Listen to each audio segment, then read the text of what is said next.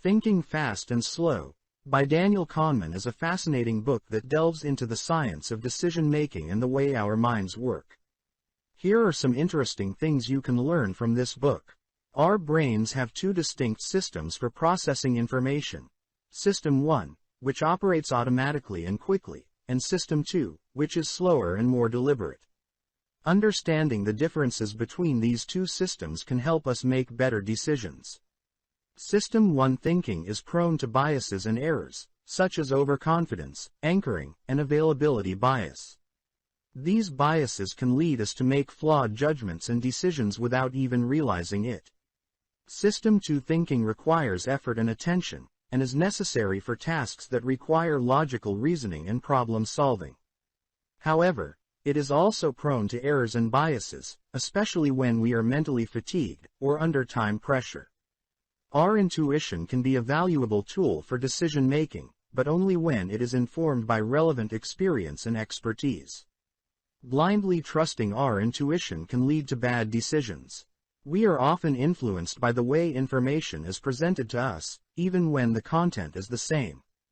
For example, people are more likely to choose a product that is advertised as 90% fat-free than one that is advertised as 10% fat.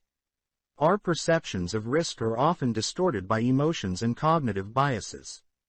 For example, we tend to overestimate the risk of rare but vivid events, such as plane crashes, and underestimate the risk of common but less dramatic events, such as heart disease.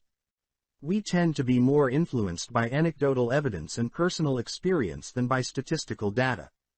This can lead us to make decisions based on unreliable information. Our memory is fallible, and our recollection of past events is often influenced by our current beliefs and attitudes. This can lead us to revise our memories to fit our current views of the world. The way we frame a decision can influence the choices we make. For example, people are more likely to choose surgery when it is framed as having a high success rate than when it is framed as having a low failure rate. Our ability to make good decisions is affected by our emotional state. When we are anxious or stressed, we are more likely to make impulsive or irrational decisions. We tend to be overconfident in our own abilities and judgments. This can lead us to take unnecessary risks and make poor decisions. The way we think about money and financial decisions is often influenced by emotions and biases. For example, we may be more willing to take risks when we are winning and more risk-averse when we are losing.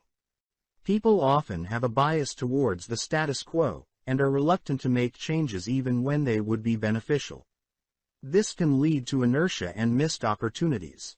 Our beliefs and attitudes can be influenced by the way information is presented to us, even when the information is not relevant. For example, people are more likely to support a policy if it is presented as being supported by their political party. The way we evaluate probabilities and make decisions under uncertainty can be influenced by cognitive biases such as the representativeness heuristic and the availability heuristic.